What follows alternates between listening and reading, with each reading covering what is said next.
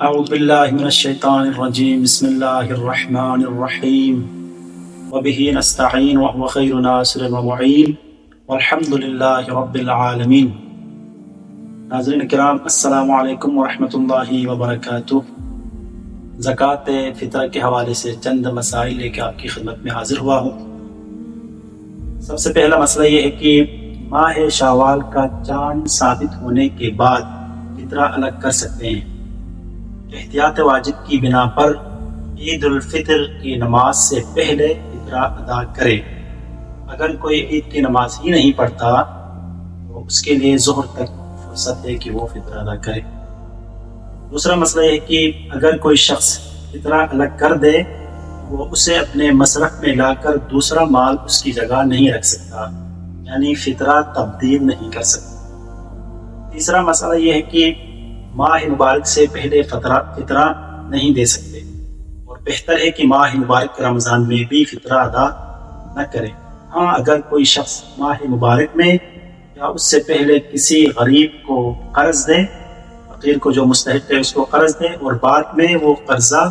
فطرہ میں شمار کرے تو کوئی حرج نہیں ہے۔ چوتھا مسئلہ یہ ہے کہ اگر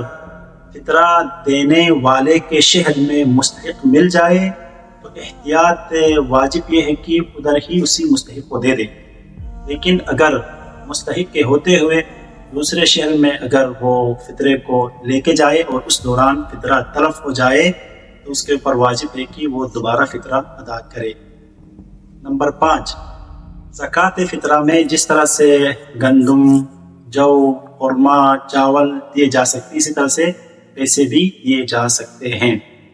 اور پیسے کے علاوہ باقی اجناس میں سے کسی ایک جنس کو فطرہ دینے کے لیے آپ انتخاب کرتے ہیں تو وہ خالص ہونا چاہیے، اس میں مٹی وغیرہ اور ردی چیزیں جو ہے مکس نہ ہو، وہ خالص ہو۔ نمبر 6، جس شخص کو کئی اشخاص کا فطرہ دینا ہے ضروری نہیں کہ وہ سب کا ایک ہی جنس سے فطرہ دے، لہٰذا مختلف اشخاص کا فطرہ مختلف اجناس سے، کسی کا پیسے سے، کسی کے گندم سے، کسی کے چاول سے وہ فطرہ دے سکتا ہے، اس میں کوئی حرج نہیں ہے۔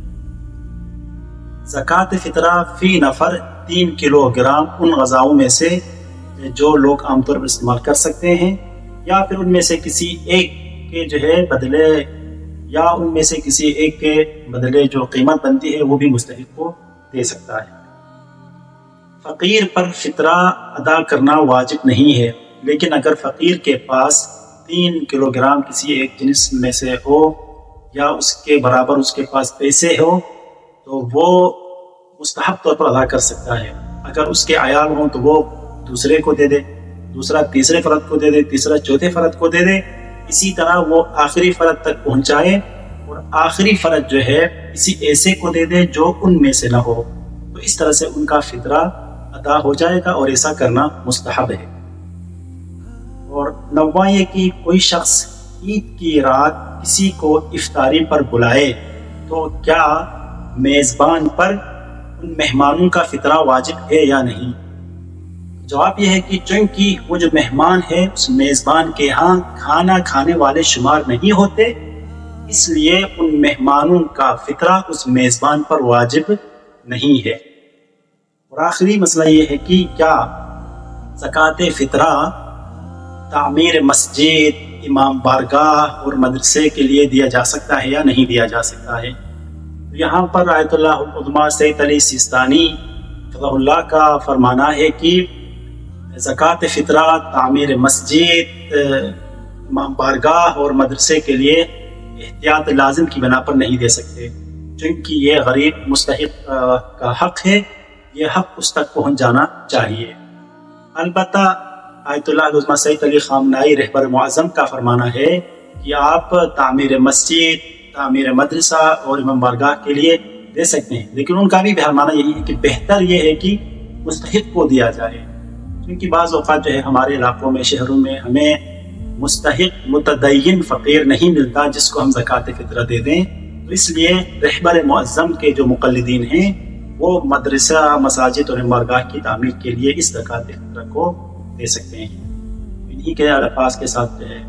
آپ سے جو اجازت لیتے ہیں، اور دعا یہ ہے کہ اللہ تعالیٰ آپ سب کے اعمال کو قبول فرمائے، اور ہمارے وآخر دعوانا ان الحمد للہ رب العالمین۔